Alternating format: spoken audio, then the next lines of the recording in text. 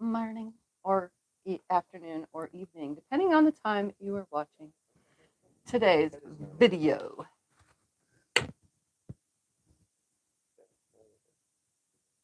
Hello. Let's go ahead and adjust it a little bit. Welcome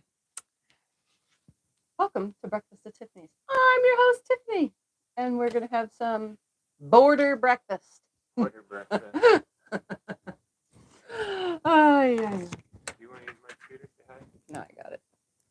We're going to say hi to all that are here.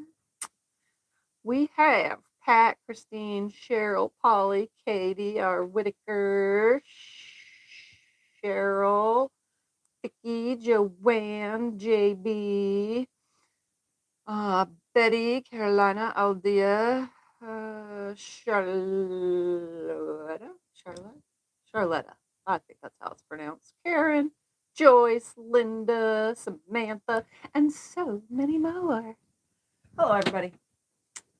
All right, so we are still working on the Diamond Detour. I drew it out as much as possible because I am trying not to make a ton of quilt tops until I get some of them down. So I'm drawing out my videos, and I don't mean to like repeat myself all the time and have the same video over and over, but I really can't keep starting stuff, but I do anyway.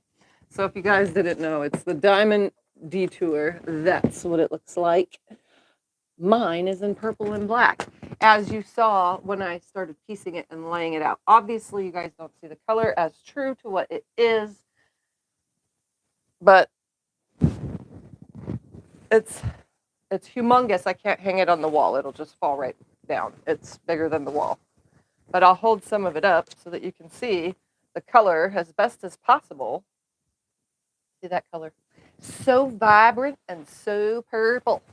Lots of purple. All right. So what we need to do is, because I get asked this often, how do you trim a quilt top that's on point or on point and or wonky? You know, like even if this was wonky, how do you trim them? So I figured I'd take this opportunity instead of putting borders on it and then starting something new today by taking this and showing you all how to trim this, as you can see, to be a little bit more straighter, because you can see as they're put in, it's a little wonky. It's not perfectly straight, and it needs to be squared, and then I can add the borders, and then it'll be perfectly rectangular, because this isn't a square quilt. So I am going to be adding a black border first so that the diamonds are kind of floating in the inside, and then I'm going to be adding this purple right here. It looks like seashells, but it matches the blues in here and the purples. So why not? It's a batik, and I'm going to use it.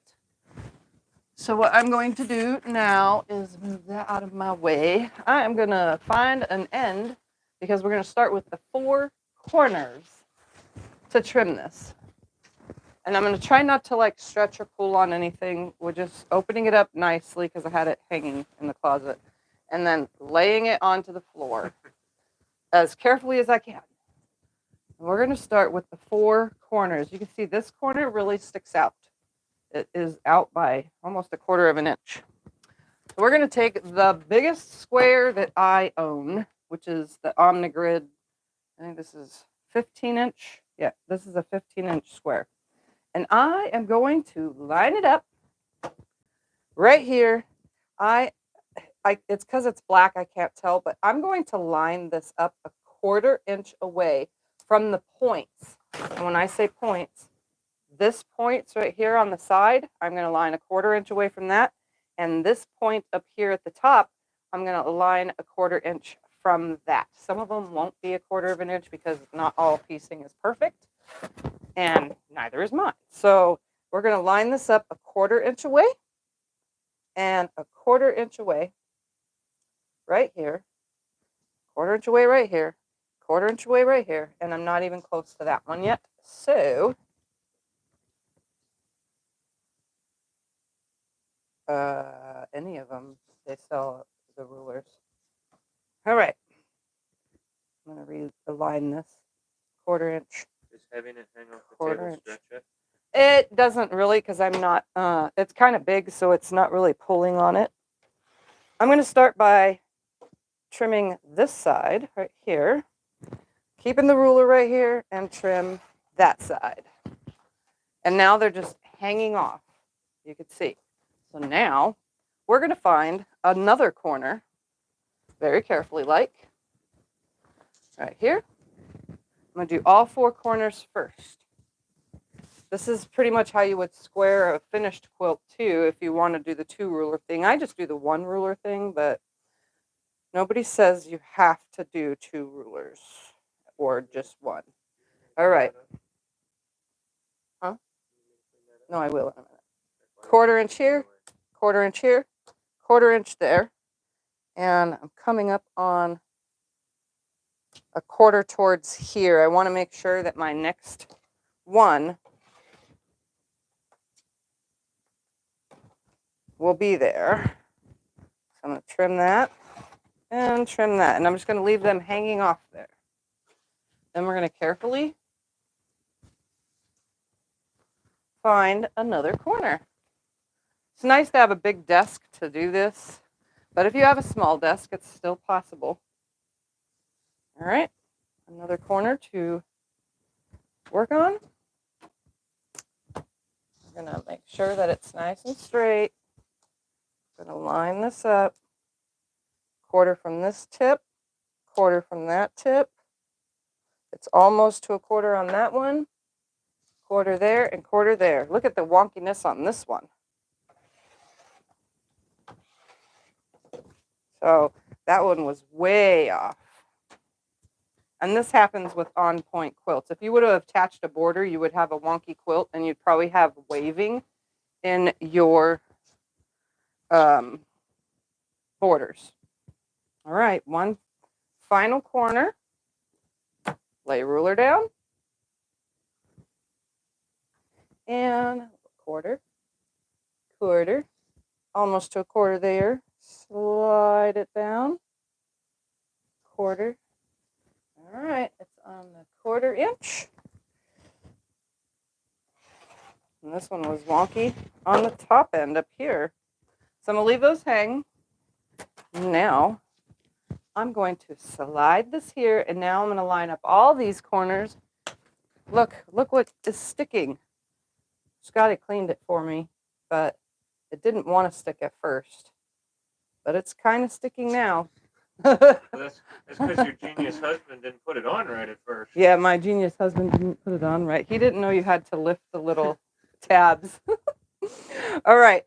The first thing I'm looking for is where I trimmed this off and have it hanging. I have a nice straight edge right here with my long ruler. Second thing I'm looking for is 1/4 inch, 1/4 inch. When it is where I want it, slide some more away, pull it down very carefully like, and we're going to keep a little bit hanging so we can still line the ruler up with the end right here that's cut off. Right there, we can see it. Now we're going to put this 1/4 inch away and that a 1/4 inch away. Right there. And slice and dice. Adjust it again. And you can see now I have this up here and this down here. I want to meet those two up. And I also want to have a 1/4 inch here and there, which I do. Look at that. Right off the top. Make that slice, and that whole edge is now as square as it possibly can be. Yeah, that's the second border. Black for the first border, and then this for the second border. Because this is going to be a big quilt. Why? Because Tiffy likes to make big quilts. Okay, so I'm going to do that same exact thing again. Repeat it several times until this is complete. So I still want some of this down here so I can see that straight line that I made. We're just going to now line it back up. Line this bottom nice and straight. Put the 1/4 inch at the tips you know, of the diamonds. Perfect, perfect, perfect. And cut. And then straighten it, adjust it, and cut it. Straighten, adjust, cut. So I'm going to line it up down here. I'm going to line it up here. Make that cut. It's fairly simple. Nice straight line right there with the ruler. I cannot see the 1/4 inch there. There, right there. There it is. And there it is, right there. Okay. And then you can see I have this and this hanging, so I just want to meet those two up. It's nice and straight here. Nice and straight here. You can see all I have to do is go like that. And now I have side 2. Nice and square. And repeat. Repeat, repeat, repeat. So you have all 4 sides done. All right. Going to line this up. Down here is nice and straight. Put this at the 1/4 inch of that, 1/4 inch of that. Almost a 1/4 inch of that one, but I can't see it all the way yet because it's not there. Snip it, slide it. I do not recommend ever folding your quilt into 4s and cutting it that way. I've seen people do that, even here on YouTube. That will not guarantee you a square quilt whatsoever. Trust me, I did it a lot when I was a beginner, and I was like, why is this so wonky? Do not do that. That is not something we do. All right, one more side.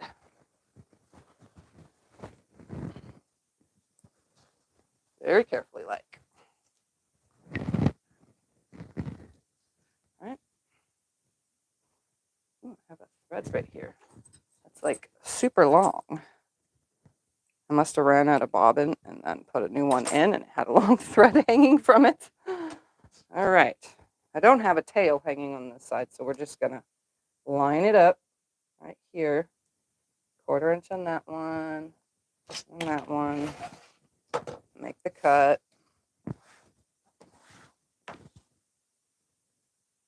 Here, right here.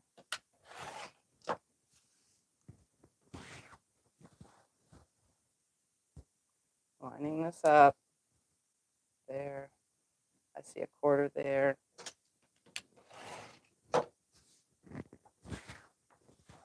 Getting close. Line that up. 1/4, 1/4. And one more cut. So you can see I have tails there. So this is lined up, this is lined up, and it's a 1/4 inch here and a 1/4 inch there. There we go. All 4 sides trimmed.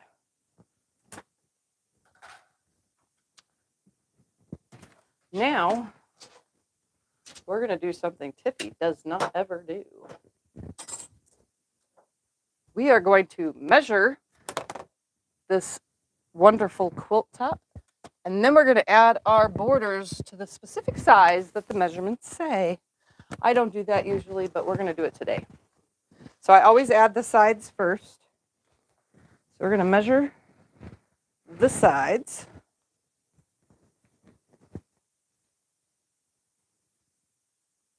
So I'm going to match my 2 ends up. I'm going to open it up. We're going to lay it down right here. And I'm going to take a measurement, and then I'm going to do it from the middle and the other side as well. And I just got to find my little measuring thingy. All right, making sure that it's perfectly squared.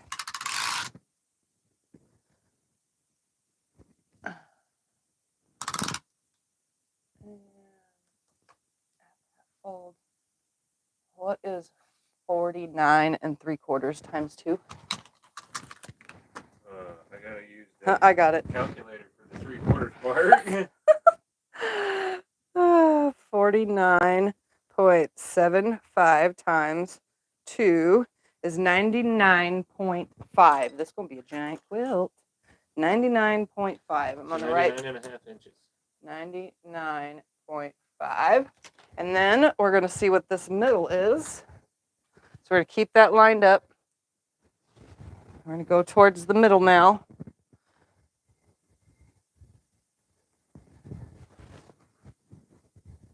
Right here. And we're going to take that number. I hate doing this, but I'm doing it for you guys. Because people ask all the time, and I never do it. So we're going to do it the correct way. Let's take this number from the middle. Oops, line it right here. Oh, 4.75. It's 99.5. See, I perfectly squared it. Let's see what this end is and see if it's perfect. And that'll be a first for me. Because I've used to do this in the past to measure the quilt and make sure. Okay, let's measure this end now. If it's the same, I'm going to be shocked. 0 on the 0. 49 3/4. Look at that.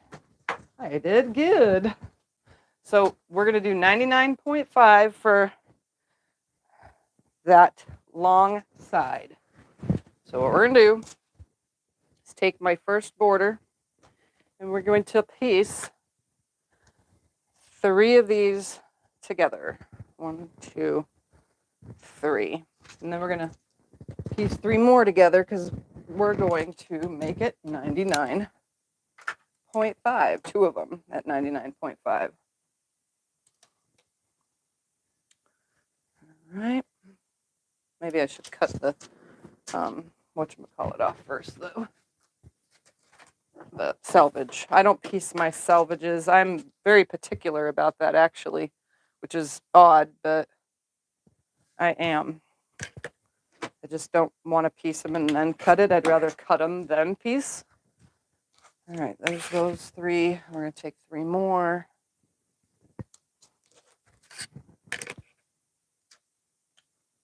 Cut the selvage off. We're going to attach 3 and then 3 with a 1/4 inch seam. Usually I put all these pieces together and then sew them directly onto the quilt and then trim as I go. And I still have perfectly square quilts, and there's one on the long arm frame right now. There's no difference, I don't think, in the way I do it from this way that is supposed to be done. All right, so here is one border. I'm gonna take these 2 pieces, slide them through. They are right sides together when I do this. And 2 more pieces, slide them through. All right, and then I'm going to finger press because I am currently don't have the iron on. Do you want me to get the iron on and going? No, it's fine. That's a good finger press. All right, and then we're going to take both of these strips and make them 99.5. Because that's exactly what my sides are. Where's the seam? Seam, right there.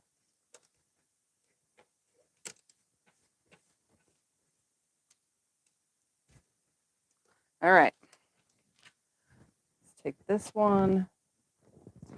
It's not the same as that one. There we go. We're going to take both of them together because I'm a cheater and this is the way I'm going to do it. I'm going to line up 2 ends. I'm going to measure 99.5. Line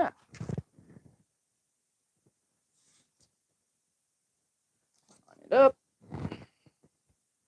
Untangle myself.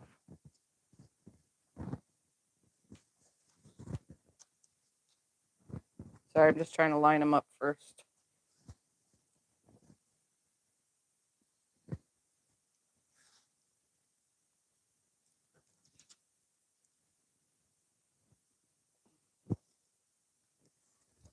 All right.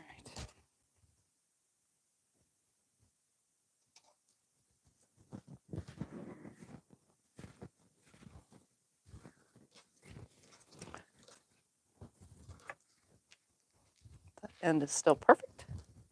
And we're going to do it this way because, you know, we don't have a 99-inch board here. How many quilt tops would you say you have unfinished in that closet there? I have 32. I counted the other day. 32 what? 32 quilt tops that need to be quilted.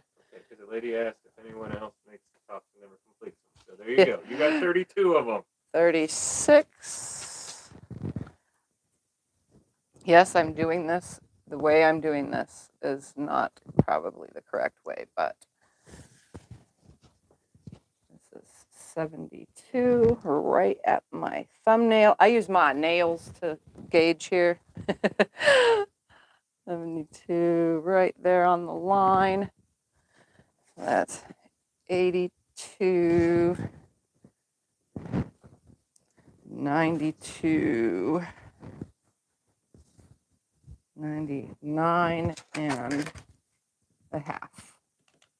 There we go, 99 and a half. And these pieces can be added to the other ones for the top and bottom. Look at that. All right, one at a time. Let's do this. We're going to do one side and then the other. And Tell then them you used to have much more hanging in there, but you started doing more long arming of your own. Yeah. In between client stuff. Yeah, I had a lot more hanging in there, probably like 40 something, but I've been doing my quilts in between client quilts. So I throw on a client one and then I throw on another client one, then I do mine, then I do mine again and then throw on another client one. I kind of all over the place with that, but all right. So now I can just bring this here over very carefully, like lay this down because this is the side I want. Right here. And I am going to sew one of my borders on with a 1/4 inch seam. Again, I'm doing a 2-inch border. So if you want a very large quilt, if you're making the diamond detour, instead of just leaving it plain like that, I'm putting a 2-inch border first, and I think I'm going to cut a 5-inch border from the second one, and then it will fit on a king size bed instead of a queen size bed. And before I even start sewing, I'm actually going to tie my hair up because I start getting all hot and sweaty when the quilt top is laying on my lap. You know, it's like 7:50, 7:20 in the morning, and it's already 92 degrees outside. Obviously, that doesn't affect the temperature in the house, but just saying that it's hot. All right, here we go. I'm going to line it up at the top, and it should match perfectly when I get to the bottom. So I'm going to back stitch. I'm also going to try to keep the bulk of the quilt on the table because I don't want no stretching, pulling, or tugging happening here. We're going to try to do this the correct way.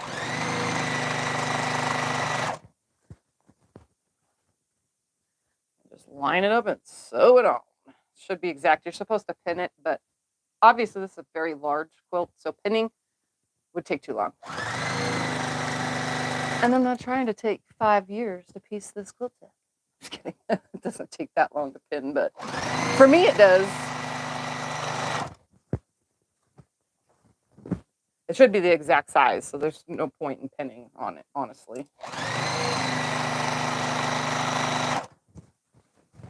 Just keep it straight. Don't stretch, pull, or tug.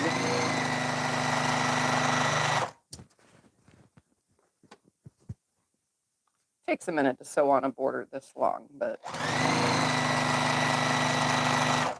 I technically am like pinning with my fingers. I'm finger without pinning, so I'm finger holding that next spot, sewing from one spot to the next by using my finger to hold it in place. So finger pinning.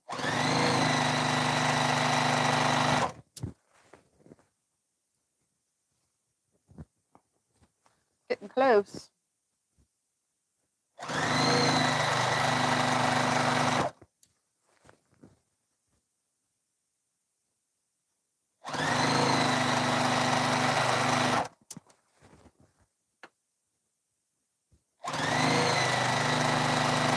So say you have a border when you do it this way. Say your number was 99, 99 and a half, and 99 and a quarter. So you decided to go with 99 and a half. So you have to stretch one of the sides because your border would be too long.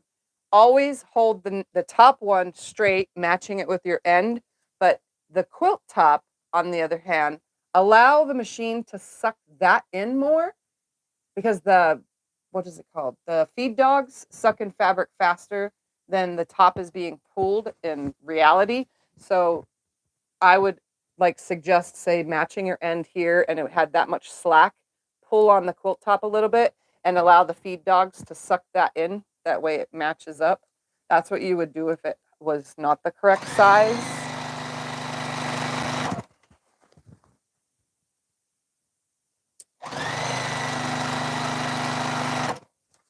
So I'm getting close to my end. It should be exactly the right size. Match this end up, pull on it. Oh, it's longer. Probably because I didn't measure correctly. But you get where I'm going here, right? Trying to do it correctly. I'm probably off. Oh, I'm off a lot. Did I not count 99.5? My way of measuring probably was not accurate. But that's okay. I will fix it. It's called snippety snip snip. Right here at the end. All right, now it's 99 and a half. All right, let's go to the other side. It's probably going to be bigger too. See, I talk about those things and it doesn't even match up. So no matter what I do, it's not going to match. Do you recommend doing a basting stitch around the quilt after it's been pieced together? Only around free tops like this.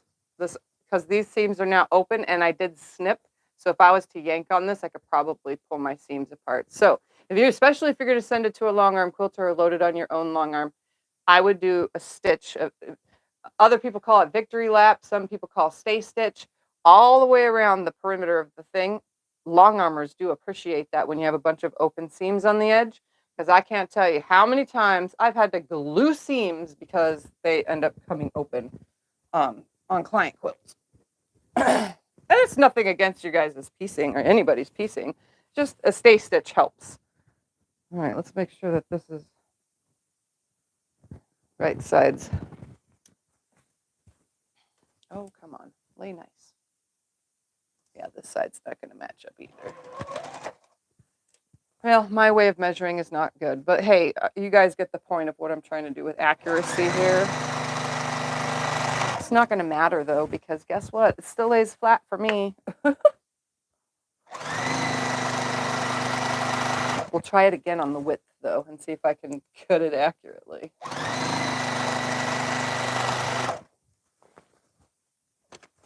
I probably should just use a measuring tape on it.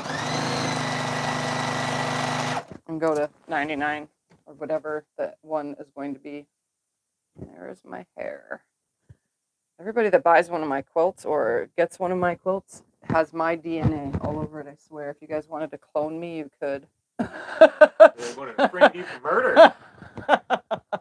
That better not happen. I'll be like, murder. I'm a YouTuber. You can't do that. Check my fans. All 55,000 of them. It's got to be one of them.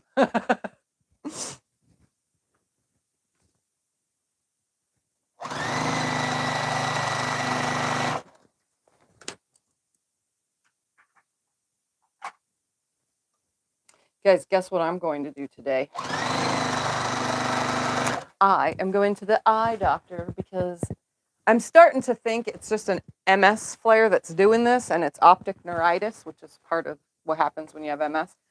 But I think I need bifocals because even with my reading glasses and my regular glasses on, everything's still blurry. So, I mean, it helps to have my regular glasses on and then put my reading glasses on, but it doesn't help completely. So I'm going to an eye doctor to get my eyes tested so that I can get a new prescription so that I could see far away and up close. Maybe then I'll stop running into Scott when we walk down the hallway. Maybe I run into you on purpose. He's like, maybe I run into you on purpose. He probably does. Can't help it.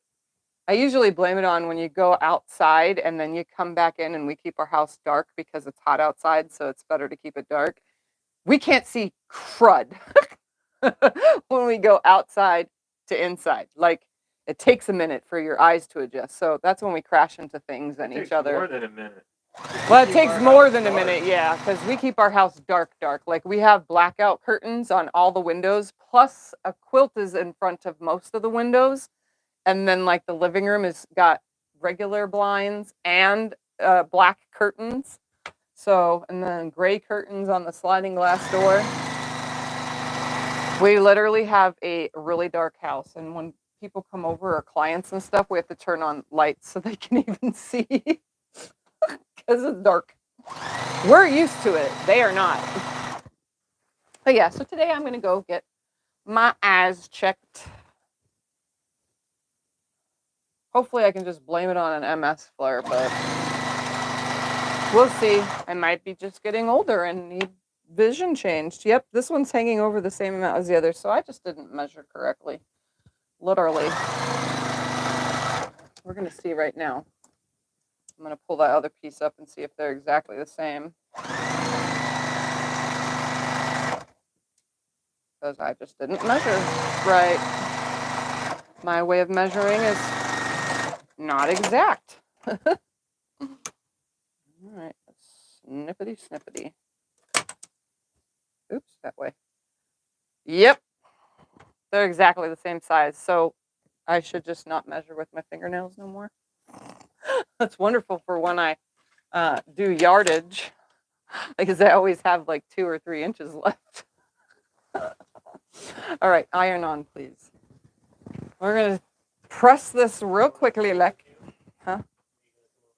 I'm coming over to it because it's easier that way. I'm gonna iron this back when the iron is warm, and then we're gonna measure for the tops and bottom side, just for hiccups and giggles, because I can't say the other words.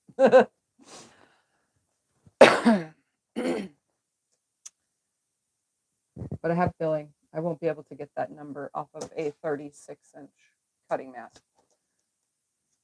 without using my fingers.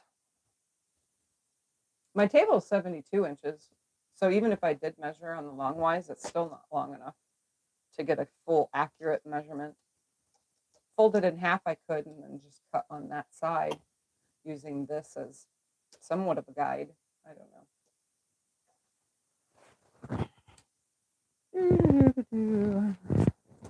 I'm waiting for the iron to warm up. Hopefully everybody's going to have a good weekend this weekend coming up. We've got one more day, and then people that work have the day off. That's going to be awesome. Well, the day, 2 days off usually. Depends on where you work, though. Some people work weekends. All right, here we go. Let's give this a good press. I'm just pressing it towards the black, so away from the quilt top. Oh, look at that 1/4 inch seam right at the tips of all of these blocks. Wonderful. I love it when a plan comes together.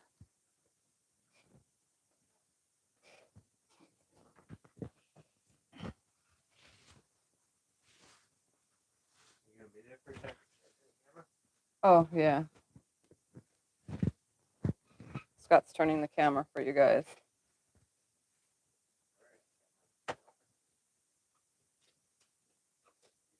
No. You can go grab them.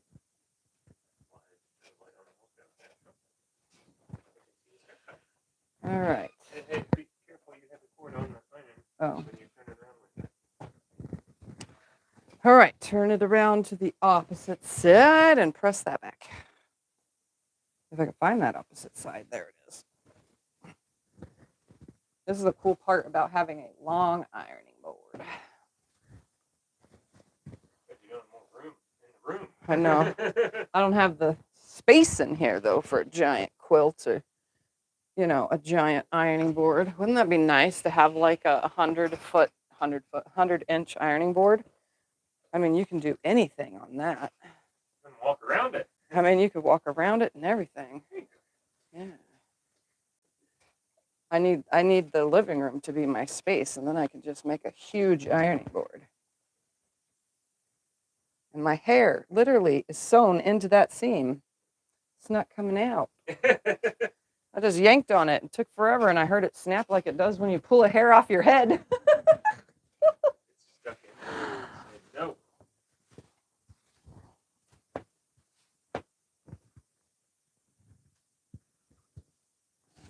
Okay. A little bit more to go, and then we're going to measure. And I'm actually going to measure right here because I think it will be easier because the ironing board is pretty big. This black quilt is picking up all loose threads from my floor too, which is kind of annoying because it's going to be covered by the time I get it to the long arm. All right, so I'm going to fold it in half while I'm right here. And we're going to measure.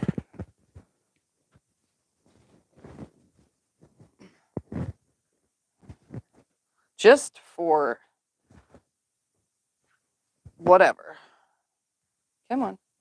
We can do our half mark on here then for our exact size border because this is a big enough area.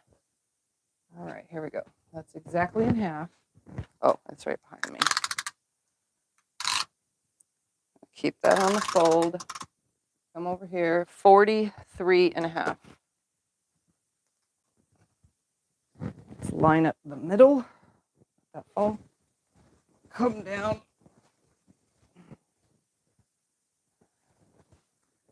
See, you don't have to lay a quilt on the floor to get good measurements.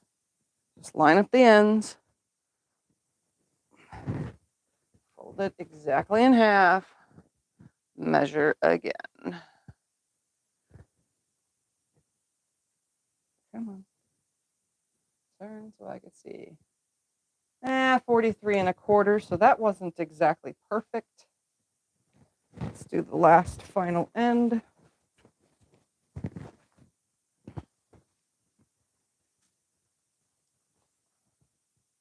Matching up those two ends. Lay it nice and flat. And measure. Measure. There.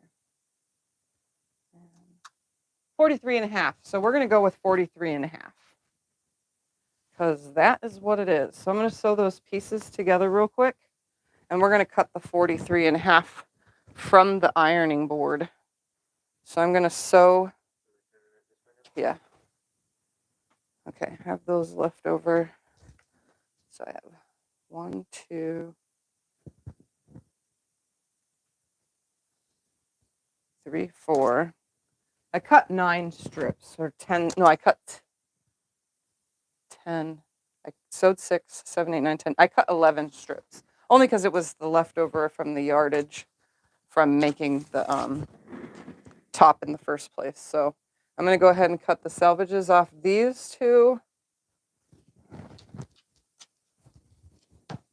And then cut the selvages off of these two. And then what I'm going to do. Are you going to iron over here? Yeah, I'm going to iron over there. Over there. Over here? Yes. Okay. Cut the selvage, and then I'm going to add this piece because it's almost a full strip.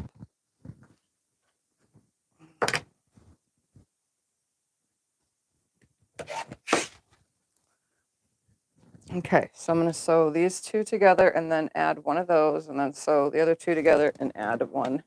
So I'm going to make a big mess right now. Sewn together, find an end right here, sew one of these on it.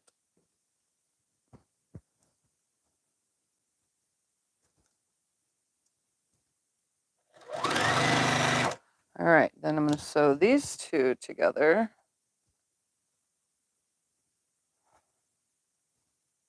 Grab the two middle ones, fold it out. hold it out, pull it out, whatever the word I'm looking for is. Then flip it and sew. Right sides together, which really doesn't matter because it's solid fabric. All right, I'm going to press these at the ironing board. So here is one super long strip, and here is a second super long strip. I'm going to press them and then measure from the ironing board. 43.5, yeah. We're going to do this, try to get it more accurate. Where's my seam? There's a seam right here.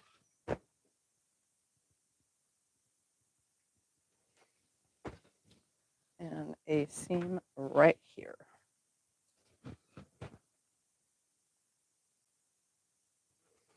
All right. I'm going to lay out my measuring tape right here nicely on the table.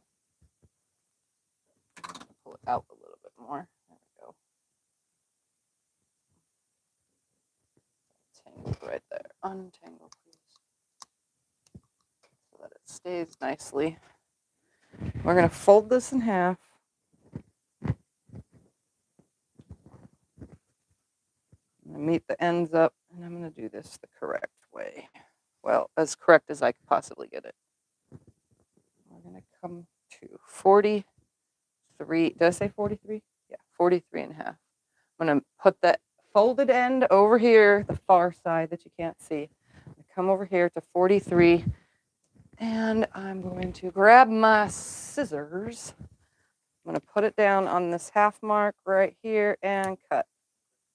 I'm not cutting the tape measure, don't worry. All right, there's one.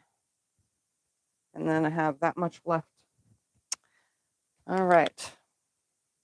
I'm going to iron my seams first.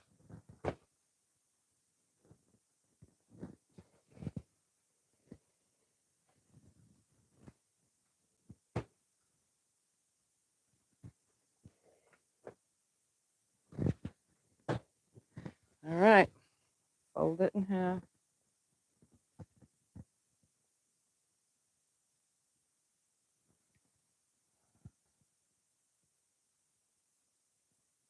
Lay it super flat. Put my 0 at the fold. Bring this down. 43 and a half right there. Ta-da! Now let's see if I did it good this time, guys. I'm not doing this with the bigger border. I'm just going to sew it like I usually do because this is annoying. All right, we have 2 top and bottom pieces now. Let's move that out of the way, move that out of the way. Grab the quilt top that is now folded up into a big pile of foldiness. Foldiness? Yeah, foldiness. Put it on the table like that. Let's try not to drop that. That's the next side. I'm gonna lay it right here. I'm still trying not to stretch and pull on my quilt top because it is all bias. Means the stretchy part of the fabric. All right. I'm not doing this measuring thing though with the second border because I don't want to. I feel like this is just taking up too much of my precious time. This is why I don't do math or measurements, or I just sew. And I still don't have a problem, so I just sew.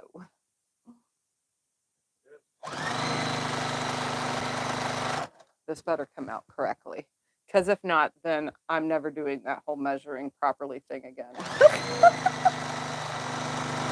I don't even do it for show quilts. You guys know that, right? I don't do any proper measurements when I enter quilts into shows.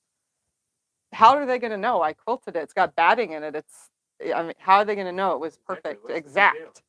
You know, if it folds into a perfect rectangle or square or whatever, the quilt police that come get you. Yeah, it doesn't matter. You know. What you gonna do when the quilt police come for you?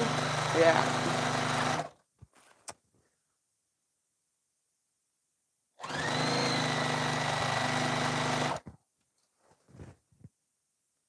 Doesn't make me lazy or anything. I'd rather be sewing than spending time measuring and folding and undoing this and sewing that and blah, blah, blah, all those extra steps.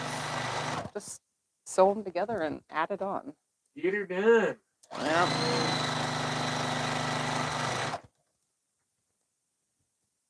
Sounds like I'm running out of bobbin already.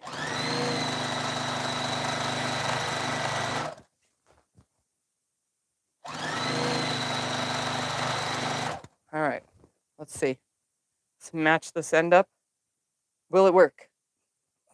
I'm all trying to teach you guys. Oh, look, it's exact. It worked from the ironing board this time. I guess that's the way I gotta do it. On a larger surface. It needs to be on a larger surface. Oh, that's funny. All right, so there's an exact one. This is probably why people pin. I just don't want to pin. Me pinning? Like, that's the most rarest thing.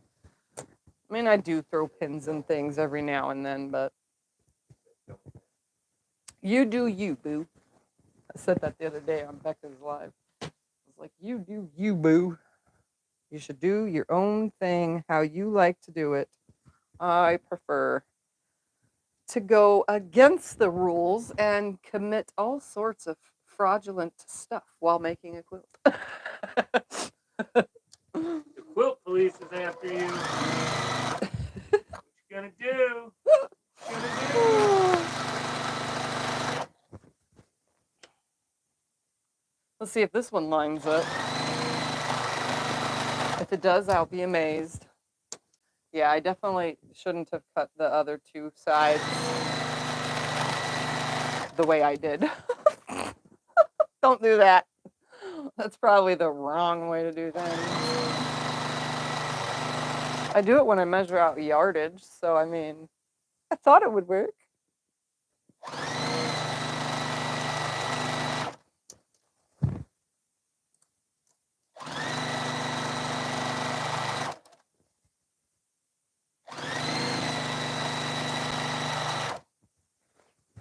Not even close yet to pull it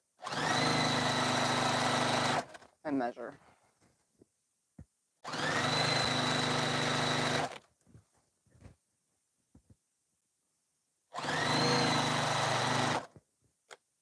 need a sip of agua. You need another one? Mm-mm.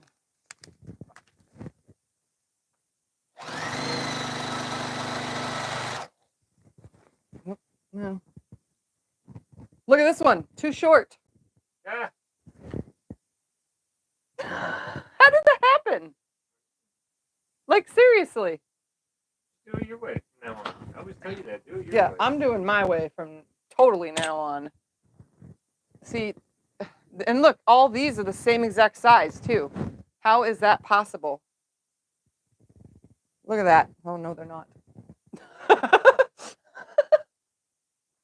Let's see what size I need to complete this. Well, at least you're having fun. Yeah, at least I'm having fun. I need to add like 5 more inches to it. What the heck? Oh, man. Telling you, this is why I don't do things correctly. You guys are all out there laughing. Oh, my goodness. I'm just going to do it my way. From now on, the rest of the time, no more. Just sew it extra long and trim it. Sew it extra long and trim it. That's my way of doing things.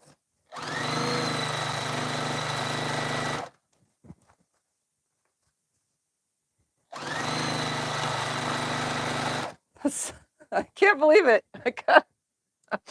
Maybe I cut it at like 42 or something. When you were talking, maybe you just weren't paying attention and cut it at the wrong spot. I was paying attention though. I could have swore I did 43 and a half, but I'm off 5 inches, so that means I was like at 41 or at 41 and a half or something. I don't know. poop happens. Where'd the scissors go? Are they over there? Oh no, I found them. Oh, right yeah, here. they're underneath your quilt. They're buried. There we go. I did it my way. All right. Now I got to press these, and then we can do my normal way. No measuring, no screwing up borders for the last one. Oh, that was funny. We going to the ironing board again? Yep, going to the ironing board again. I'm moving. You know, oh, and I'm throwing all of my Stormtrooper and Boba Fett and Darth Vader fabric everywhere. Star Wars is attacking the floor. Yep, Star Wars is definitely attacking the floor.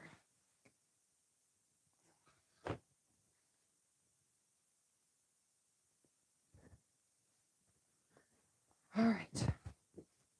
Roll it back. I can't believe it because I hate having a seam right there at the end too. That bothers me. But guess what? There's no control over me not cutting correctly. Somebody will love and use this quilt though because it's so beautiful. They're not going to care that I messed up along the way and had some hiccups. They'll laugh about it with you. Yeah, they'll laugh with me, which is probably what you all are doing. At least if it's one of your fans that watch the video that gets advice. Yeah. If not, they'll have no clue. The other day, my son and daughter-in-law were here, and they were we were playing Uno, and they were watching the TV that's on the kitchen table, and the quilt that they have came on, and they're like, "You made a video? That's our quilt." I was like, "Duh! I always make a video of the quilt." Well, the first statement asked, "What quilt is this?" And I was like, "That's yours, the one we just gave you." Yeah, because I gave He's them. like, "Oh no way, really?" I gave them a carpenter wheel star for their wedding. Like it's their wedding gift and first year anniversary all in one because I didn't have time to do something else. So I took one of the quilts I had already made because she wanted purple. So I took an already made quilt and that's what they got. And yeah, they love it. So it was meant for them. But yeah, it was on the TV and they're like, yeah, wow. So I was like, anytime you guys want to know how it's made, there you go. Turn the YouTube video on. Just goes to show that not many of our family watch our videos. Yeah, it goes to show none of my family really watches my videos. Like Alexa, she comes on, here and there during the live streams. But other than that, the other kids don't. Cyrus used to come on the live streams and screw around. Your mom used to come on a lot. And my mom used to come on a lot, but Mom, I don't know where you are, but I'm just kidding. I know where you are, but she hasn't been coming on. All right, I'm just going to leave this right here, and we're going to cut some 5-inch strips off of my fabric here. And then we'll attach it my way because I'm done with that whole measuring thing. All right, I need at least 10 5-inch strips. You can turn the camera now. Oh, okay. I didn't know. You left it close over there. All right, I'm going to straighten this side out. Oops. And then we're going to cut 10. There's something 9. No, I had 11, but I have 1 left over, plus a bunch of pieces. So I'm going to cut 10. There's an app, the Robert Kaufman app, to know what you need, but I am not going to use it. I'm just going to do my own thing because I'm kind of used to the big quilts. I make a lot of it, so I'm just going to go with the flow. It's 2. That's 3.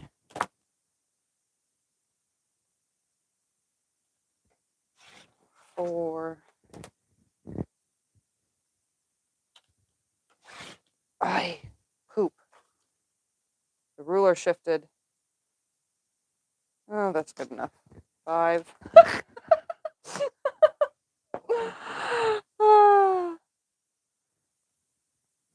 6, 7,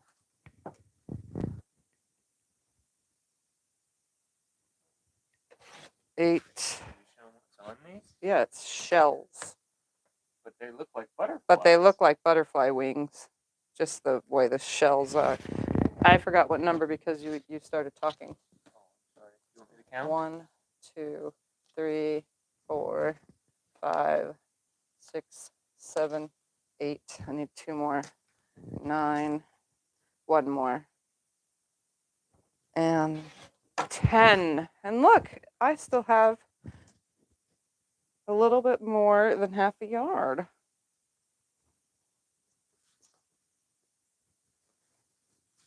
Yay. All right, this is how I'm going to do this. Some of you have not seen it because you're probably new to my channel. All right, so I opened them all up. Oh, so nicely. And I put all the selvages on one end. Just line them all up. And I do stack a lot of layers because that's just what I do. Oh, are they like... Oh, it's just the way the fabric was on the bolt, I guess. Come on. And I know on batiks it really doesn't matter if you cut off the selvage, but I don't want it there. It's thicker and I don't want it there. I'm going to go over just a little because I know I'm going to get stuck right there. Oh yeah, that bolt was a shifty bolt. It's a shifter. Yeah, it was a shifter. It moved around. And now it's straight again. I'm literally going to stack these up to cut 10 pieces, so I'm going to do 5 in each. Even though I'm not even sure if I have 1, 2, 3, 1, 2, 3.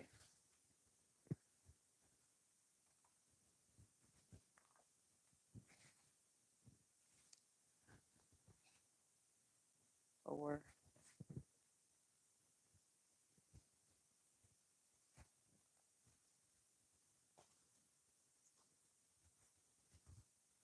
What? 1, 2, 3, 4.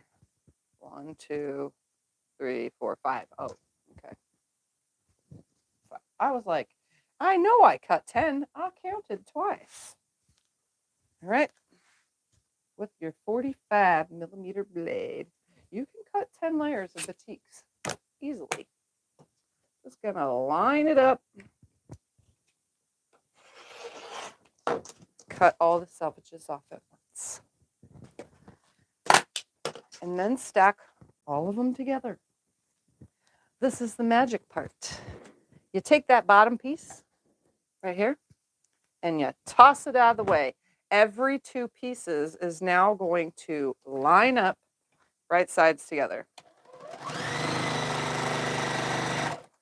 And I just do this every 2 pieces.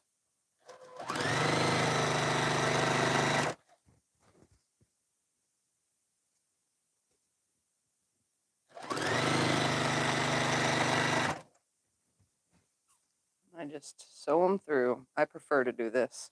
This is my preferred method of making borders or any chain piecing of any fabrics, honestly. Sometimes I have to realign them because I didn't stack them all completely perfect, but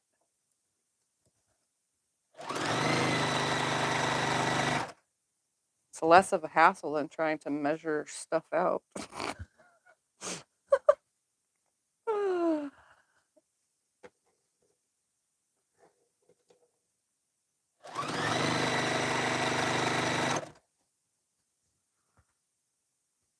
right, getting close. Come on, unfold.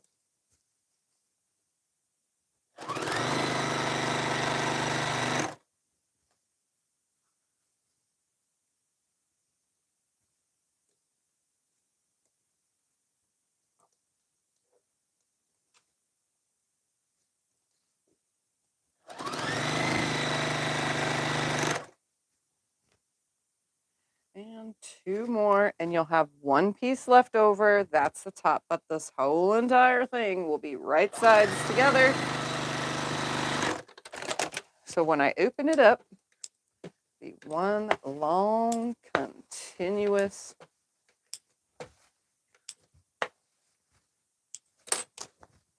long. Woo! Woo! You're like one of the magicians pulling Woo! a scarf out. Woo! Woo! Look, it's still going. It's still going. Yeah, that's so much easier, right? Then you just sew it on and cut wherever. I'm not even going to press between. I'm just going to press it when they get on. Quilt up. Find the sides, which is not very hard on this quilt because the diamonds are diamondy on the side. They are not this way. They're up and down. They're diamondy? They're diamondy. If I made a city, I'm going to call it Diamondy. Okay. Sounds very fancy. Diamondy. Who wants to live in Diamondy? All right. Now I'm just going to make sure that it's right sides together by making sure that my seam right here is facing up. And I'm just going to sew it on because that's what I prefer to do. But you can measure it. You can just have a laugh watching this video while you're measuring accurately and pinning it on and having perfect borders, unlike me. All right, see if I can't do this in quick speed. I still have to line it up because it's kind of crooked here on my lap.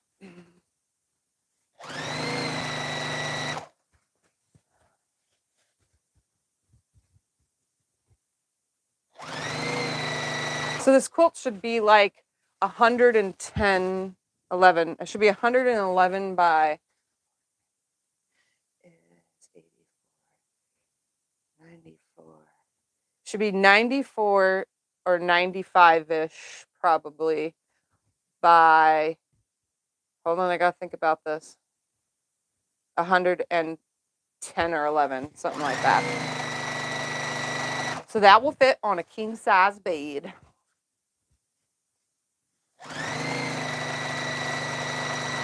I don't have a king size bed, but you know, whoever buys this will.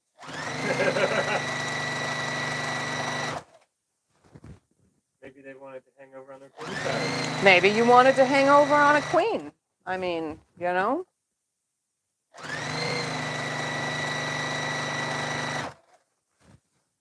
you going to quilt diamonds on it? Am I going to quilt diamonds on it? No. Honestly, I'm kind of thinking I just want to quilt like,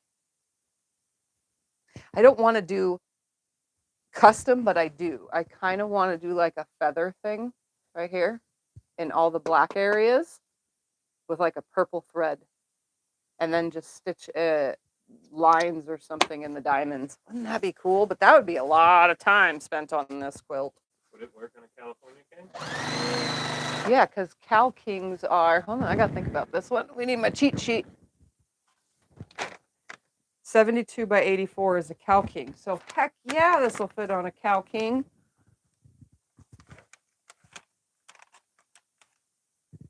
Yep. Depends on how thick your mattress is, but it should have at least 11 or 12 inches hanging over on both sides.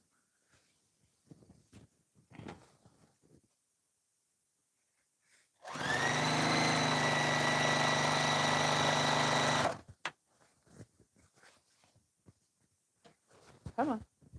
Straighten up. There we go.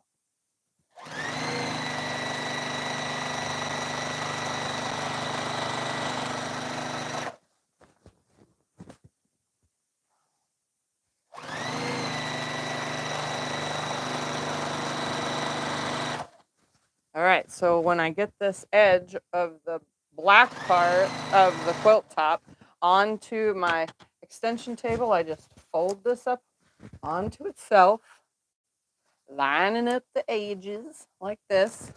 It's perfectly square there and on the side. And then I just snip.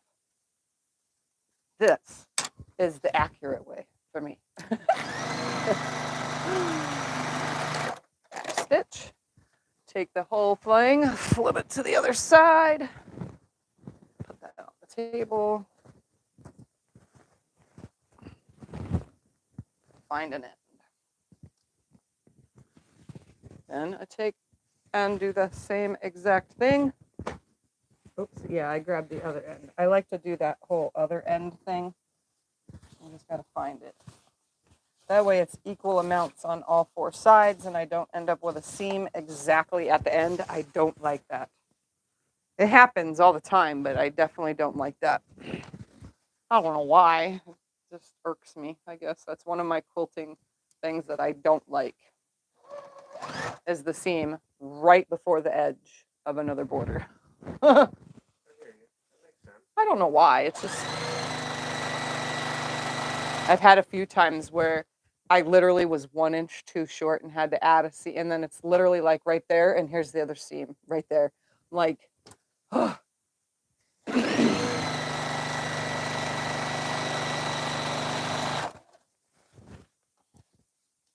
Especially if it's like a striped fabric. You have to line it up again when you have even stripes the whole time. Whew. Or a diagonal fabric with diagonal stripes or some kind of print.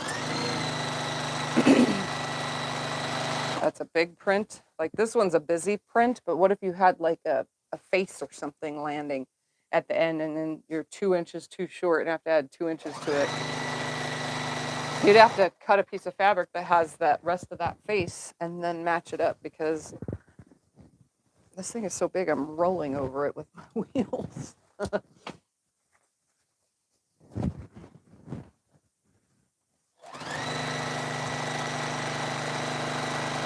I'm not sure why, but somebody asked me a couple weeks ago, why do I always make large quilts? Why can't I make small quilts? You know, that they just, you know, it'd be easier if you made small quilts. I'm sorry, I always make it sound like it's an uncompliment, or what is the word for it?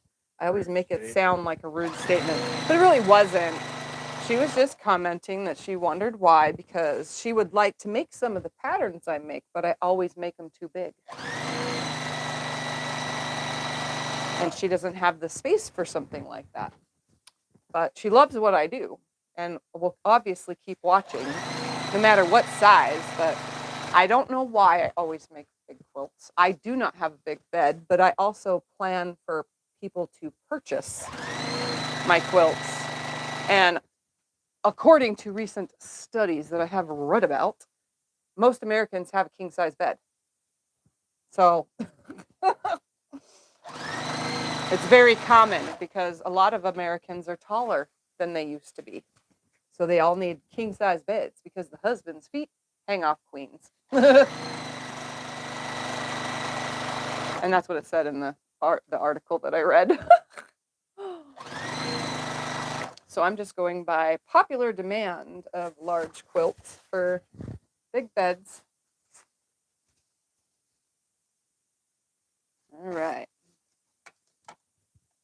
And even if I was making for my own bed, all my quilts are king size too. They hang over, all my personal ones. Oh yeah, you want the quilt to hang over. All right, so before I press, I literally just turn it to the side, press it back, bring the other side to my lap. I don't even go to the ironing board at this point. I do that when it's all done. So now I'm going to find the right side like this and do the top and bottom. And I backstitch. I mainly backstitch on borders. I don't backstitch on anything else.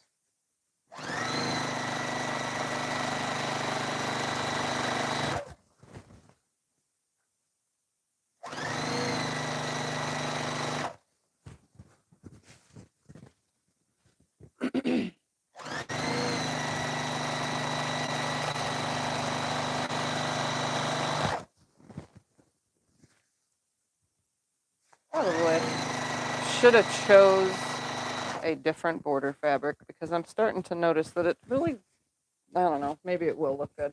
I don't know. I'm not taking it off now, but I figured the blue was matchy-matchy to these blues, but it's starting to not look matchy-matchy after staring at it for so long.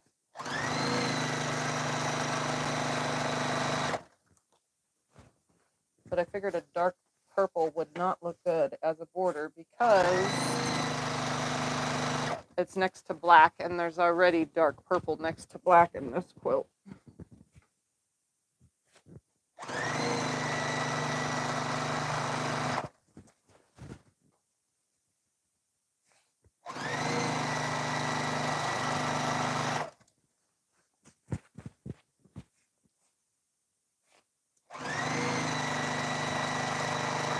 So I'm literally going to get this on here where I can finger press the seam first. So I'm going to push that back. I'm going to finger press. Batiks are finger pressy fabric, so you can finger press them and it'll be super smooth. Get the whole thing onto the table now and do that same exact thing. Pull the border up onto it, fold it over itself, line up the edge and that fold. I kind of make a little bit of a crease, and then I just use scissors and cut it. And literally it matches up. So, you know, super easy to do it this way.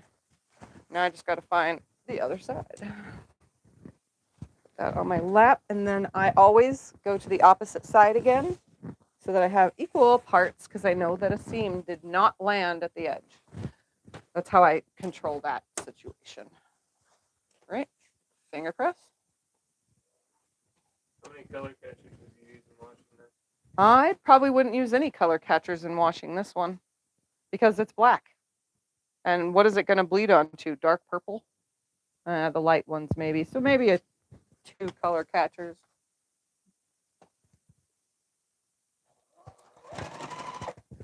Maybe. Yeah, I don't think batiks.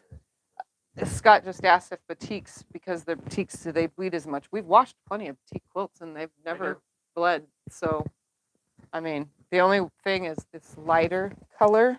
Where's that other really light purple? There's a really light purple in here somewhere that's almost whatever. I mean, that one would darken a little bit if it did bleed, but we usually don't have problems with bleeding batik. See this one? It reads white on camera probably, but that's like the lightest purple ever.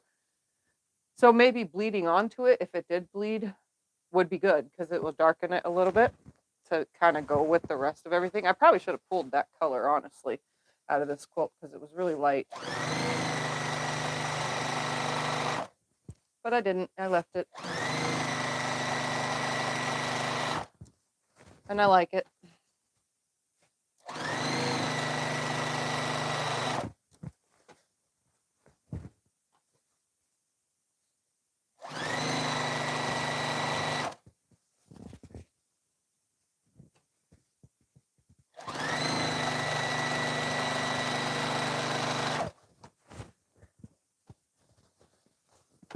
Yeah, we don't have issues with bleeding.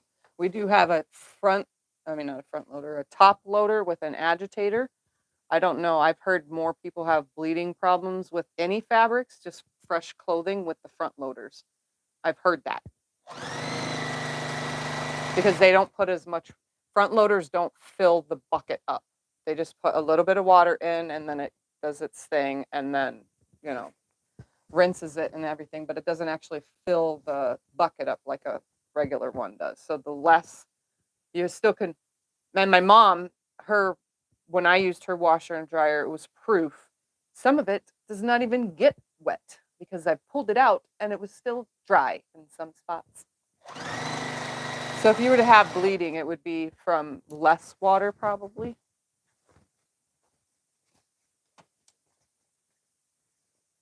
We've had bleeding on our quilts, though. We've had quilts that have bled. Yeah, I had a red quilt that bled on my white background. All the red squares bled onto the white background, but that was a off-brand of fabric that we got at Joann's, who was really strong of a red. That's that brand I don't use anymore, Country Classics. I'm making 1.5 square triangles when doing the turn and flips for about 2 years. Do you have any suggestions on a pattern? Doing 1.5-inch triangles, half square triangles. And what? When doing turns and flips for about 2 years. Do you have any suggestions on a pattern? When half doing square triangles. I don't have suggestions on a patterns with half square triangles. Just lay them out. You can lay them out in all sorts of ways. In a second, I'll show you something I did with half square triangles. Give me a minute to finish this. I actually haven't shown you guys. It was one of my little side projects that I haven't shown you guys because, you know, sometimes I just do things and I don't share it. I've been really lazy about sharing on social media. I haven't even posted in the group in probably like 6 months. I don't find myself on the internet very much anymore because You work all the time? I work all the time. This year's long arm quilting went up more than last year, so I've had a lot of jobs and keeping me busy, plus doing my own, you know, plus making video. I haven't really filmed much in a while, but you know, making content or taking the time to create whatever. All right, 10 strips was perfect amount. Yay. For a beginner, would it be better to sew the quilt top and then the batting, or sew the batting on at the same time? When you make a quilt top, don't sew the batting on at the same time. No. Unless you're doing quilt as you go, no. All right, so I had this much left over. It's not quite a strip.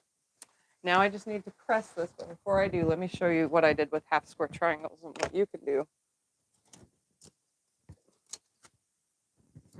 with half square triangles. So you just take your half square triangles and lay them out. Like this one was on point and I left the side pieces. So I attached the pieces to the side of it, you know, right here. And I did that. I like making little wall hangings with my leftover pieces. And I was tired of sewing them together into hourglasses, so I did half square triangles instead. And this is what I got. And there's the back, just in case you guys were wondering. I quilted it on my machine, which I don't do very often, in rainbow thread. Yeah.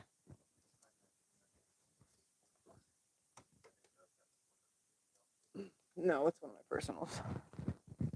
All right. I'm going to press these borders, all 4 of them, and then the quilt is done. All done. Look at that. Yeah, I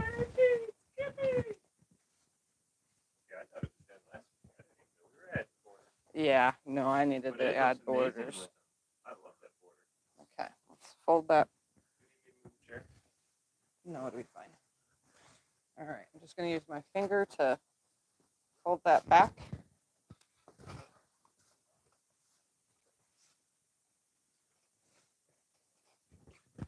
And I never pressed my seams on the border, so I'm just going to feel underneath which way that it landed when it pressed, and then make sure that it lays that way. And I know I'm not pressing, I'm actually ironing, but I think it helps doing this with borders. I'm not stretching anything because I'm not pulling or tugging on anything, just making sure that the whole thing is pressed back.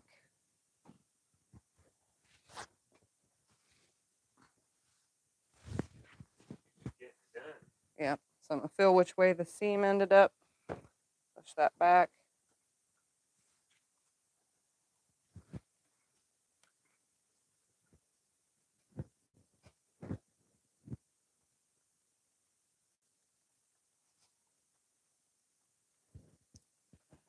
All right.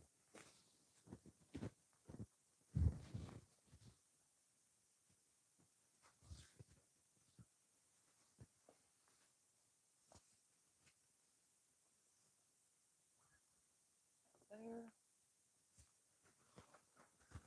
I'm using my fingernails to push the seam. I don't know if you guys notice I do that to push it. I find it easier to get it to lay back, especially when I'm just like trying to get it done.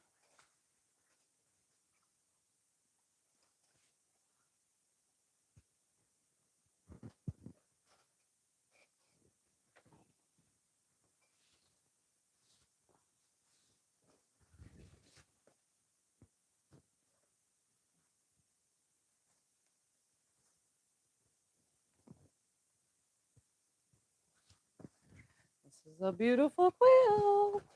For those that like the color purple or this aqua sky blue sort of color.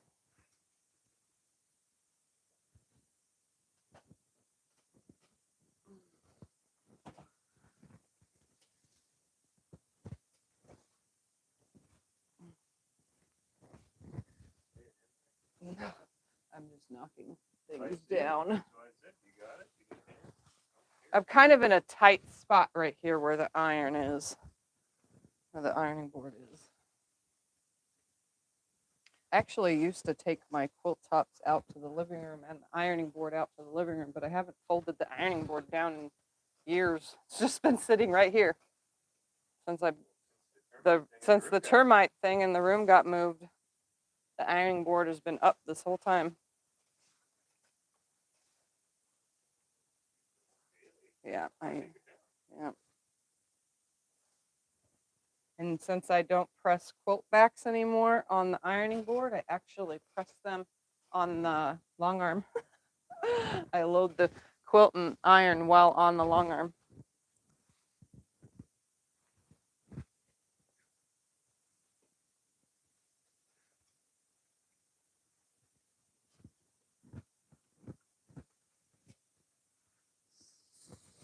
Super, this is looking amazing. I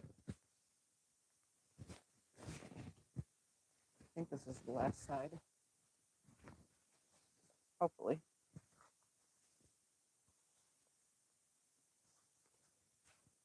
To show you guys the whole quilt, I'll probably just take the camera out to the living room and lay this on the floor out there so that you guys can see it, the whole thing. Because there's no way to hang it on this wall in here.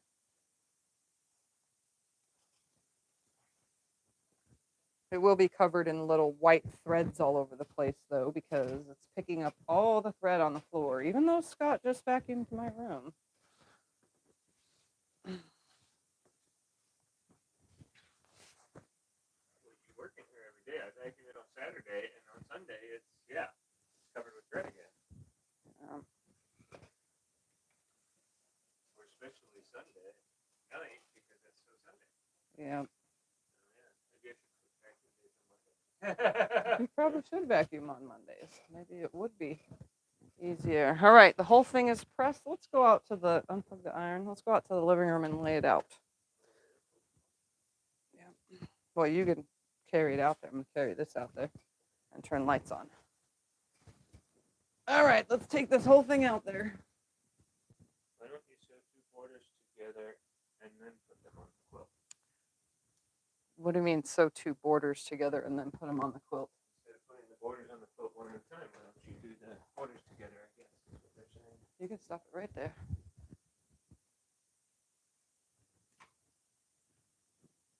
All right, guys, I'm going to lay this on the living room floor. It's probably going to take the whole entire floor up. While she does that, we're going to see the boy. He has something he wants to show everybody. He's hiding under there. Say hi, everybody. Say, look at me. He just got shaved. Had a haircut. Ooh. Look at me. This thing is too big for the floor. Out here, even. Okay, you're going to cover that. We're just going to pretend that it's laying flat.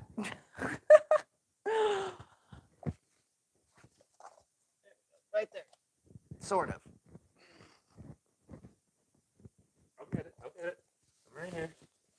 All right. I'm just going to turn off the ceiling fan. Yep, just for the moment. Yeah. That's what I was thinking.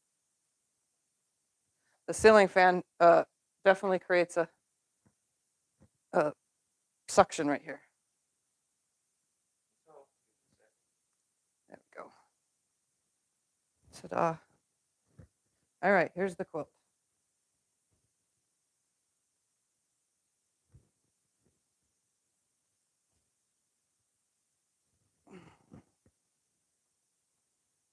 I'm going to get a kind of a measurement from it, guys, real quick, just to make sure if I was correct or not. It's not laying perfectly flat, so I could be a quarter to a half inch off. Yep, 111, like I said. By, oh, come on. By 94. I was off on that one.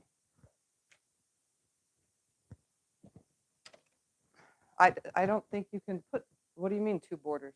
Yes, you can sew them together, but you're gonna have to do mitered corners. Oh, see this angle, you guys can see all the purple. Yeah. Why did the other angle that when I laid it out, you couldn't? I have no idea, but let's take a, that's the border. Let's take a trip on it. I think it's well balanced. There's some areas where it's like only the dark purples. You guys can see all the fabrics now.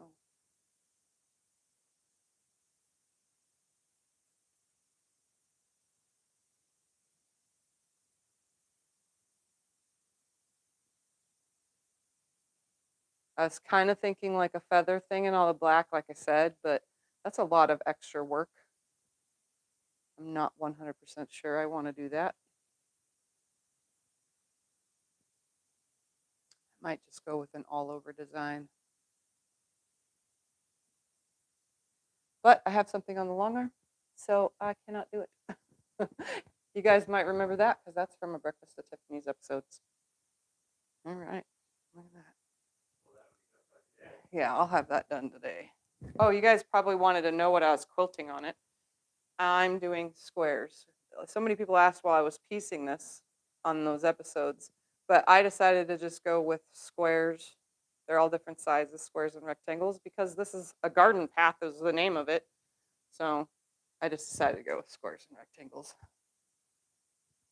Anyway, let me tip this up.